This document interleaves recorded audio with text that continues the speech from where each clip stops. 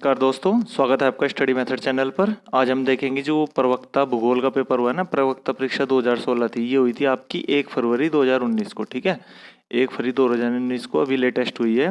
आज हम भूगोल से इसका जो पूरा सॉल्यूशन है घटना चक्र से वो देखेंगे। ठीक है, इससे पहले हमने जो यूपी पीसीएस है, आरओ है, वो भी सब घटना चक्र से पूरे उनके आरओ का प्री मेंस हो गया, बीईओ के लिए जो 2020 में आप कोई भी पेपर देंगे उसके लिए हमने ये सभी पेपर प्रीवियस ईयर के सोल्व कर लिए हैं। ठीक है, जो लेटेस्ट 2018-19 में हुए हैं। ठीक है, अभी अभी जो सोल्व हुए हैं।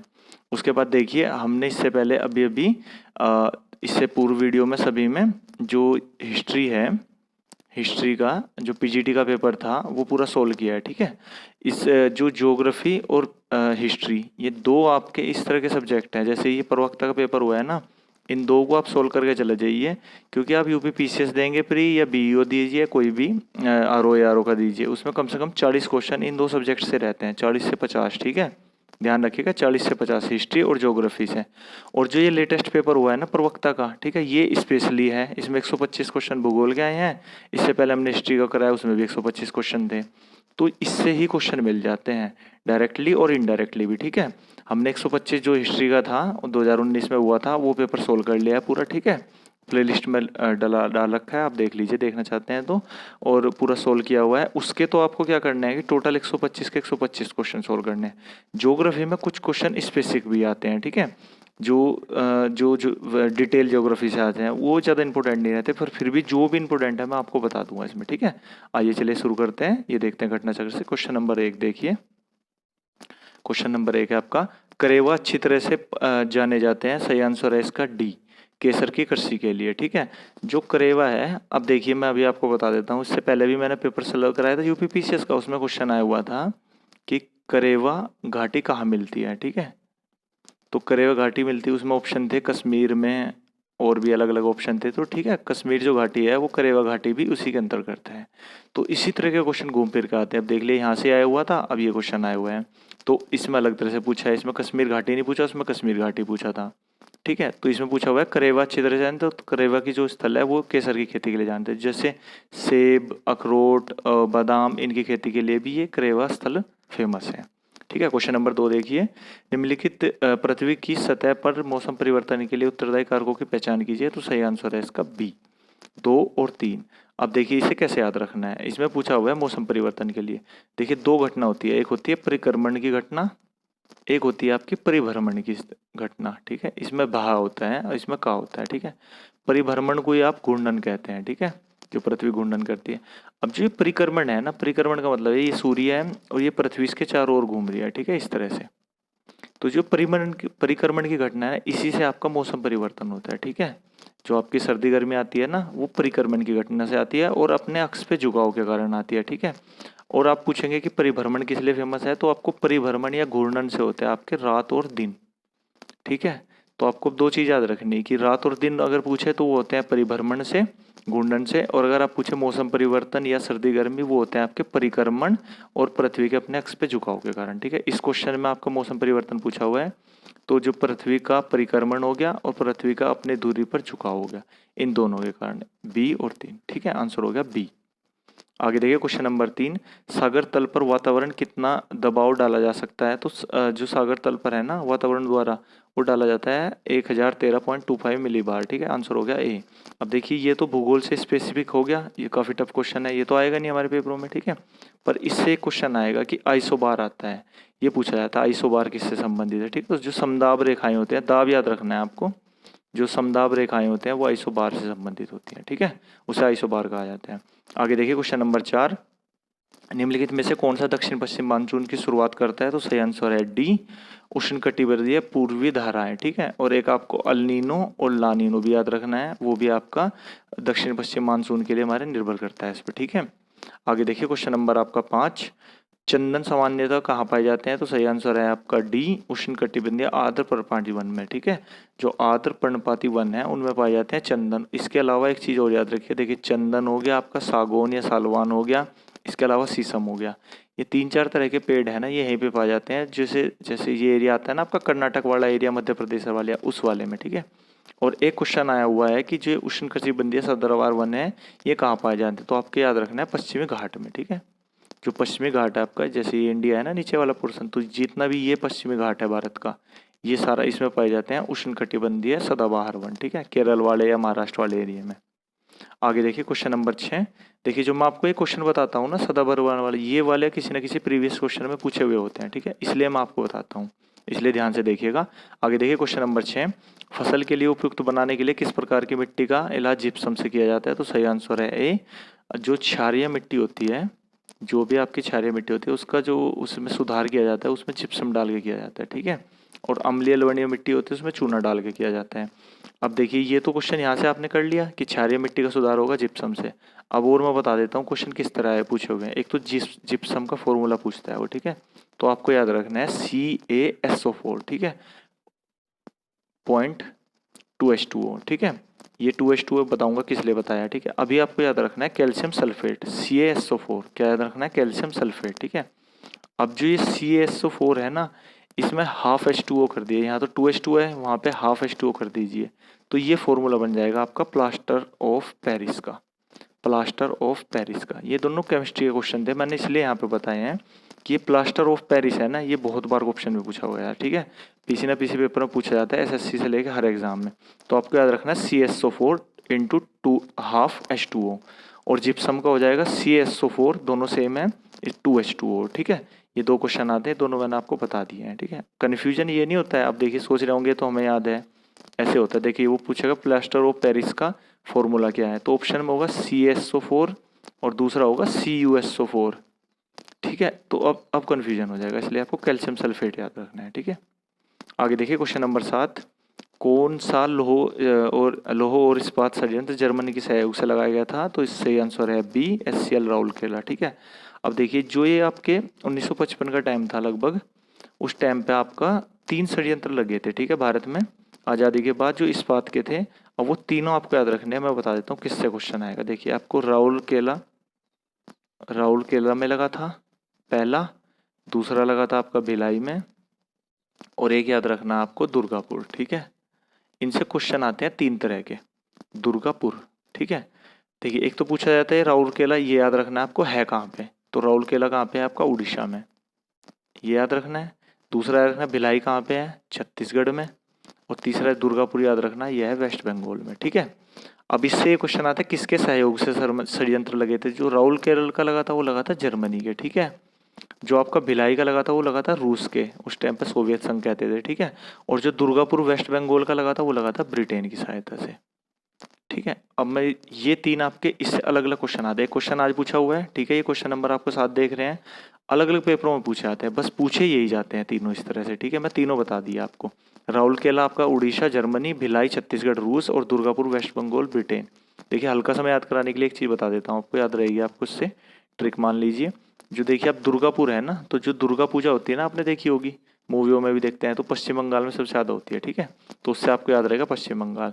और जो ब्रिटेन था ना, यूनाइटेड किंगडम या इंग्लैंड, ये जो भारत पे इसने कब्जा किया था, तो सबसे पहले इन्होंने अपनी फैक्ट्री वेस्ट बंगाल कोलकाता में स्थापित की थी। ठीक है, और कम से कम 50 साल तक इन्होंने, जब भारत के कलकत्ता वेस्ट बंगाल पे कब्जा रहा था बंगाल वाले पार्ट में। ठीक है, तो आपको इस छोटी सी ट्रिक से तीनों याद रह सकते हैं, देख लीजिएगा। दुर्गा से दुर्गापुर याद रखिएगा वेस्ट बंगाल, और वेस्ट बंगाल से याद रखिएगा ब्रिटेन। ठीक है, पर ये तीनों याद करने हैं, काफ़ी इंपॉर्टेंट है।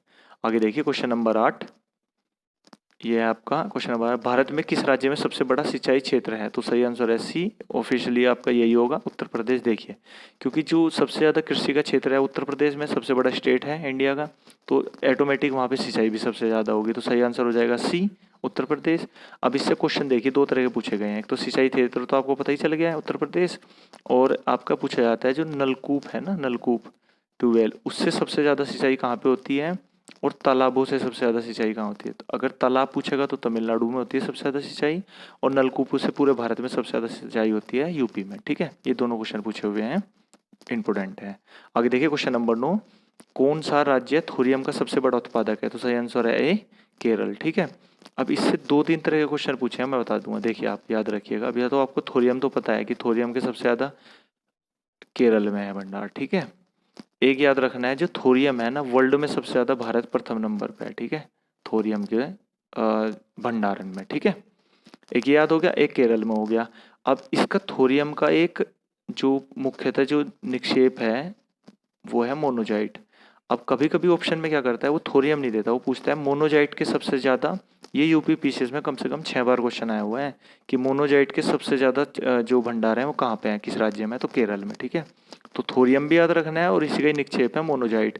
और क्वेश्चन केमिस्ट्री में इस तरह पूछा जाता है कि मोनोजाइट किसका है, तांबे का या फिर आपका पारे का या फिर थोरियम का या रेडियम का। ठीक है, तो मोनोजाइट है आपका थोरियम का।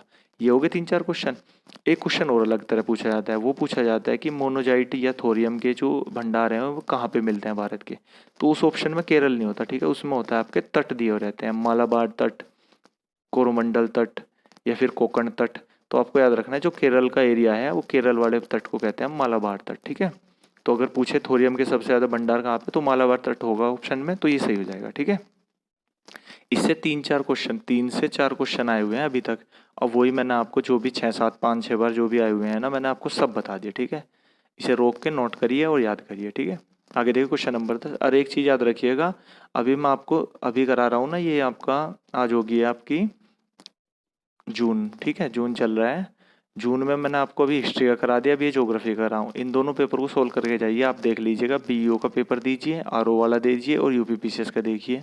उसके बाद आगे बताइएगा कितने क्वेश्चन इसी से आए हुए हैं। ठीक है, पर इसके डिस्क्रिप्टिव से आपको पूरा ये डिटेल से याद करके जाना है, जैसे मैं बता रहा हूँ। ठीक है, आगे देखिए क्वेश्चन नंबर 10।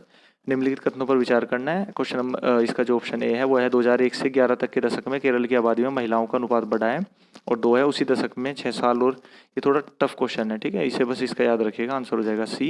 क्योंकि इससे एक क्वेश्चन तो आप कर सकते हैं कि केरल की आबादी में महिलाओं का अनुपात बढ़ा है। ठीक है, लिंग अनुपात आपको पता है केरल में सबसे ज़्यादा है। ठीक है, राज्यों में, तो इसलिए ये तो सही हो जाएगा। ये थोड़ा सेकंड ऑप्शन इसका टफ है, देख लीजिएगा, सही आंसर है सी।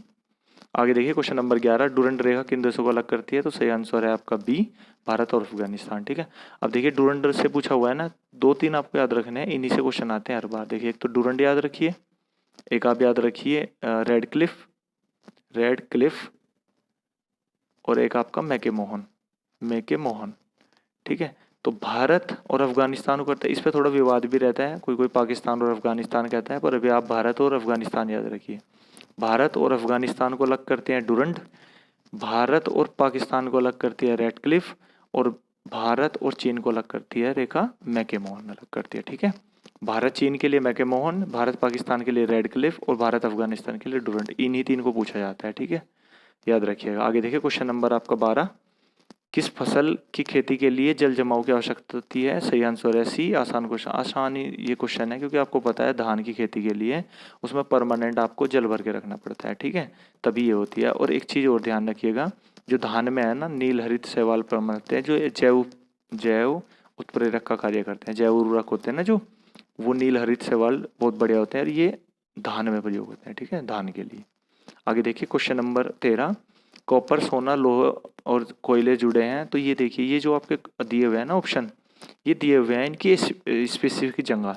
जैसे ये कोलार है ना, आपका कोलार है आपका कर्नाटक में, तो कर्नाटक में एक स्थल है कोलार, और जहाँ पे आपके कॉपर की खान या सॉरी सोने की खान है। ठीक है, तो इसका सही आंसर हो जाएगा आपका बी, खेतड़ी, कोलार, कुद्रेमुख और झरिया, ये दिए हुए हैं। ठीक है, ये याद रखने हैं। इसी तरह के कम से कम ये 20-30 खाने हैं जो पूरे इंडिया में है, ये आपको याद रखनी है। जैसे खेतड़ी की आपकी राजस्थान में है, तांबे के लिए प्रसिद्ध है, कोलार की आपके कर्नाटक में है, सोने के लिए प्रसिद्ध है, कुद्रेमुख भी आपके कर्नाटक में है, लोहे इस्पात के लिए है, और झरिया आपकी झारखंड में है। ठीक है, कोयले के लिए। राज्य भी याद करने हैं और ये स्पेसिफिक जगह भी याद करनी है। आगे देखिए क्वेश्चन नंबर 14। सघन सन्निवेश पाया जाता है, तो सही आंसर हो जाएगा डी, जलोढ़ मृदा के लिए। देखिए जो ज्योग्राफी है ना, आप हिस्ट्री जब पर देख रहे थे ना पेपर इससे पूर्व, तो हिस्ट्री में आपको याद करना पड़ेगा, आप उससे अलावा कर नहीं सकते हैं। पर ज्योग्राफी आपका है ना थोड़ा ट्रिक वाइज होती है, अगर आपकी क्वेश्चन नहीं भी आता है ना, तो आप थोड़ा सा सेंस लगाइए, हो जाएगा। देखिए इसने कहा ना सघन सन्निवेश, अगर सघन आबादी वहीं पे पनपेगी, आपने हिस्ट्री में पढ़ा होगा, जहाँ पे नदी बहती है। ठीक है, क्योंकि पहले क्या करते थे लोग, इतने संसाधन तो होते नहीं थे, तो नदी के किनारे ही आपके घर बनाते थे और वहाँ की उपजाऊ मिट्टी थी, वहीं पे सिंचाई करते थे। चाहे आप हड़प्पा सभ्यता देख लीजिए, ठीक है, वो भी नदियों के किनारे पनपी है, मोहनजोदड़ो वगैरह कोई भी हो। ठीक है, तो नदी के किनारे, और नदी के किनारे क्यों, जलोढ़ मृदा होती है, जलोढ़ मृदा पे ही आपके आबादी बनेगी और वहीं पे कृषि कार्य कर सकेंगे। तो सघन आबादी कहाँ पे होगी, जलोढ़ मृदा में, क्योंकि पर्वतीय पे तो होने से रही ना, आपका रेगिस्तान में होने की, ना सागर तट पे होने की। ठीक है, सही आंसर हो जाएगा डी, इसलिए थोड़ा ट्रिक से भी करिए कीजिए। क्वेश्चन नंबर 15 देखिए, निम्नलिखित वनों में से एक में बबूल और बायोवेस्ट पेड़ पाए जाते हैं। तो ये भी इसी तरह का ट्रिकी क्वेश्चन है। तो सही आंसर हो जाएगा बी, सवाना। क्योंकि देखिए जो बबूल का पेड़ है वो बिल्कुल रेगिस्तान में उगता है, ठीक है। तो आपका जो टुंड्रा प्रदेश है वो तो बर्फ में पाए जाते हैं, ज्वारीय वन है वे आपके नहीं मिलेंगे।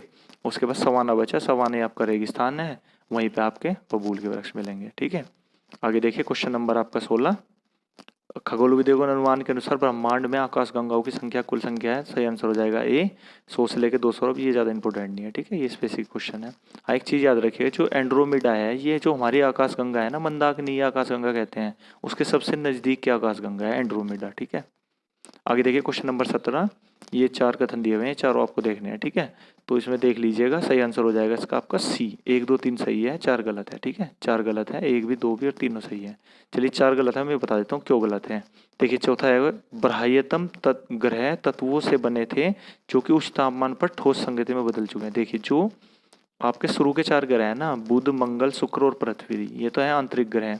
और जो बाह्य ग्रह है ना, ये बाह्य ग्रह दिए हुए हैं, बाह्यतम ग्रह, ये है आपके बृहस्पति, शनि, अरुण और वरुण, ठीक है।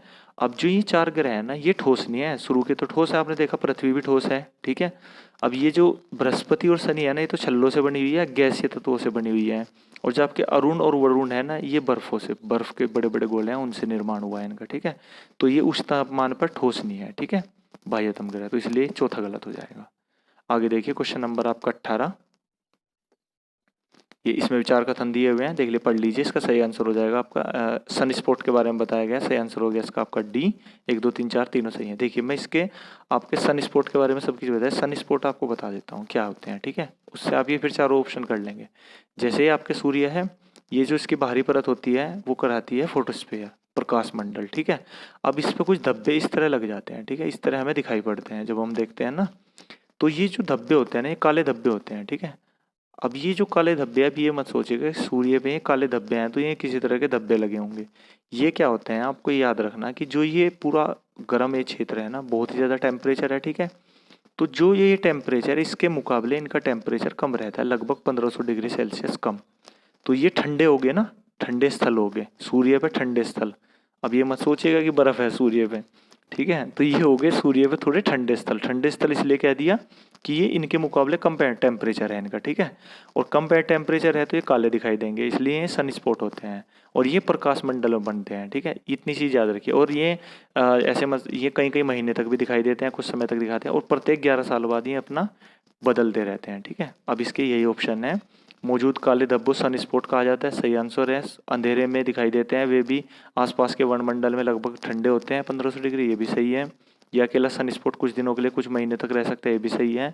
और ये 11 साल बाद चक्र परिवर्तन करते हैं, ठीक है। तो चारों सही हो गए, समझ गए आप सन स्पॉट को, ठीक है। आगे देखिए क्वेश्चन नंबर 19, यूरिया अमोनिया उत्पादक षडयंत्र आधारित है क्रिबिच को। तो ये सही आंसर हो जाएगा डी, गैस ऊर्जा से, ये इतना इंपोर्टेंट नहीं है, ठीक है। आगे देखिए क्वेश्चन नंबर 20, यह इंपॉर्टेंट है, ये देखिए मैं बता रहा ना, बहुत इंपॉर्टेंट नहीं, ये इंपॉर्टेंट है आपके जो आप टीचर के एग्जाम की तैयारी कर रहे हो, ठीक है। और जिनका ज्योग्राफी स्पेसिफिक है एग्जाम, मैं इंपॉर्टेंट इसलिए कह रहा हूँ, इंपॉर्टेंट नहीं है, हम कर रहे हैं UP PCS, RO, BO, UP SSSC, SSC, उनके लिए नहीं है, क्योंकि ये ज़्यादा स्पेसिफिक हो जाएंगे, ठीक है। और जो टीचर के पढ़ रहे हैं, टीचर वाले देख रहे हैं, तो जरूर देखिएगा, ठीक है। आगे देखिए क्वेश्चन नंबर 20, यह कथन किसका है। अब ये भी थोड़ा स्पेसिफिक है क्वेश्चन, फिर भी देख लीजिए कि मुझे पदार्थ दो और मैं उससे पूरी दुनिया का निर्माण कर दूंगा। सही आंसर हो जाएगा कांट ने कहा था, ठीक है, सी आंसर हो जाएगा। आगे देखिए क्वेश्चन नंबर 21, निम्नलिखित में से कौन पृथ्वी परत का एक प्रमुख तत्व है। तो सही आंसर हो जाएगा सी, आपका ऑक्सीजन। देखिए जो पृथ्वी की परत बनी हुई है ना, अगर वो क्रस्ट और आपका कोर इनकी बात करेगा ना, तो उनके लिए तो आपने पढ़ा हुआ है, निफे होते हैं, निकिल और फेरस, सिलिकॉन, ये हो गया ना, सियाल, सिलिका, एल्यूमिनियम, वो लगे है। और जो पृथ्वी की परत पे पूरे पूछा हुआ है ना प्रमुख तत्व, तो आपको 3 याद रखने, सबसे 4 याद रखने, ऑक्सीजन सबसे पहले, उसके बाद आपका सिलिका SI, फिर एल्यूमिनियम Al, और फिर आपका लोहा Fe, ठीक है। ये क्रम याद रखिएगा, ये काफ़ी पूछा जाता है। यहाँ पे तो एक पूछा हुआ है, सबसे अधिक पूछा हुआ है, तो आपका हो जाएगा सी, ऑक्सीजन। उसके बाद सिलिका का नंबर आता है, फिर एल्यूमिनियम और फिर लोहा, ठीक है। आगे देखिए क्वेश्चन नंबर 22, निम्नलिखित में से कौन सा मिलान सही नहीं है। तो सही आंसर हो जाएगा ए, स्लेट बलुआ पत्थर नहीं बनता, क्योंकि बलुआ पत्थर निर्माण करता है क्वार्ट्ज का, ठीक है, ये सही है। अब ये अलग अलग क्वेश्चन पूछे हैं, बहुत इंपॉर्टेंट है, SSC और जो UP SSSC की तैयारी कर रहे हैं, ठीक है, उनमें तो ये पूछे ही जाते हैं केमिस्ट्री में। जो आपका जो बलुआ पत्थर है ना, इससे निर्माण होता है क्वार्ट्ज का, ठीक है, ध्यान रखिएगा। और एक आपका जो चूना पत्थर है उससे निर्माण होता है संगमरमर का। ये दो बहुत इंपॉर्टेंट है, ठीक है। चूना पत्थर से संगमरमर और बलुआ पत्थर से क्वार्ट्ज, ये याद रखिए। आगे देखिए क्वेश्चन नंबर 23, निम्नलिखित में से कौन सा कोयला खनन करने में मुश्किल होता है? तो सही आंसर है ए, एंथ्रेसाइट, ठीक है। देखिए कोयले की जो आपकी है ना, 4 तरह का कोयला पाया जाता है, ठीक है। अब वो 4 तरह कौन सा? एंथ्रेसाइट, बिटुमिनस, लिग्नाइट और पिट, यही 4 तरह के कोयले मिलते हैं भारत में, ठीक है। ये 4 तरह का, सबसे टॉप का होता है एंथ्रेसाइट। अब एंथ्रेसाइट से एक तो ये सबसे टॉप का होगा, सबसे मुश्किल खनन होता है इसका, ठीक है, इसलिए सबसे बढ़िया भी माना जाता है। इसमें कार्बन जो की मात्रा होती है वो 90% से अधिक होती है। एक चीज़ इससे क्वेश्चन हो रहा है वो याद रखिएगा, भारत में जो जम्मू कश्मीर है ना, इसी में ही इसके कुछ मिलते हैं जो जो खदानें हैं, बाकी पूरे देश में कहीं बहुत ही मुश्किल है, ठीक है। जम्मू कश्मीर याद रखिएगा, जो एंथ्रेसाइट का पूछे कभी तो जम्मू कश्मीर में। हाँ, लिग्नाइट से बहुत क्वेश्चन आते हैं, इस लिग्नाइट को याद रखना। एक तो जो पूछता है भूरा कोयला किसे कहा जाता है, ठीक है, तो भूरा कोयला आपका कहा जाता है लिग्नाइट को। और इसके अलावा एक चीज़ याद रखिएगा, ये पूछा था लिग्नाइट के सबसे ज़्यादा भंडार या उत्पादन किस राज्य में होता है? तो तमिलनाडु। ये भी कम से कम 5-6 बार क्वेश्चन आया हुआ है, ठीक है। तो लिग्नाइट का तमिलनाडु याद रखना है, भूरा कोयला से कहा जाता है, ठीक है। ये 2-3 क्वेश्चन इससे हमेशा पूछे गए हैं लिग्नाइट से। बाकी एक चीज़ और ध्यान रख लीजिएगा, वो थोड़ा टफ हो गया था, क्वेश्चन आया हुआ था कि इसके अन्य भंडार भी है ना, वेस्ट बंगाल, राजस्थान, गुजरात, इनमें मिलते हैं, ठीक है, पर झारखंड में नहीं मिलते लिग्नाइट के। आगे देखिए क्वेश्चन नंबर 24, निम्नलिखित ग्रहों में से किस पर सबसे छोटा दिन होता है? तो सही आंसर है ए, पृथ्वी। देखिए ये मैं घटना चक्र से सोल्व करा रहा हूँ, ठीक है। इसने इसका सही आंसर पृथ्वी दिया हुआ है, इसके घटना चक्र के, इसीलिए ही सब पढ़ते हैं इससे, क्योंकि इसके आंसर 99% ऑथेंटिक होते हैं, ठीक है, सही निकलते हैं। अब ये क्वेश्चन थोड़ा अलग तरह से पूछा हुआ है, मुझे नहीं पता इसका ये आंसर होगा, मुझे इसका बुध लग रहा है, ठीक है। बाकी देख लीजिए, इसने सबसे छोटा दिन पूछा हुआ है। अब ये दिन अगर इसके घूर्णन के कारण पूछेगा ना, तो पृथ्वी का घूर्णन बुध से अधिक है, तो सही आंसर हो जाएगा आपका पृथ्वी। अगर ये पूछे ना कि सबसे ज़्यादा दिन, तो वो तो आपके सूर्य के ग्रह के आधार पर होंगे ना, जैसे पहले बुध आता है, फिर मंगल, फिर पृथ्वी, फिर शुक्र, इस तरह से। तो क्या आएगा पहले? तो बुध आना चाहिए, ठीक है। पर अभी आप इस क्वेश्चन के आधार पर याद रखिएगा पृथ्वी, ठीक है। आगे देखिए क्वेश्चन नंबर 25, अपर्दन के सामान्य चक्र की अवधारणा की संकल्पना किसने दी थी? तो सही आंसर है ए, डेविस। बस आपको डेविस, WM डेविस था। अपर्दन से याद रखना है कि जो अपर्दन की अवधारणा दी थी वो डेविस ने दी थी, ठीक है, डेविस याद रखना है। ये क्वेश्चन पूछा जाता है, ठीक है, ये मत सोचिएगा ये जो ज्योग्राफी से स्पेसिफिक है, ये वैसे भी पूछा जाता है कि अपर्दन के सिद्धांत किसने दिया था? डेविस ने, ठीक है। ठीक है दोस्तों, नेक्स्ट वीडियो में देखते हैं आगे, इसे पेपर को पूरा सॉल्व करेंगे। अच्छा लगा हो तो सब्सक्राइब कर सकते हैं, like and share. Thank you.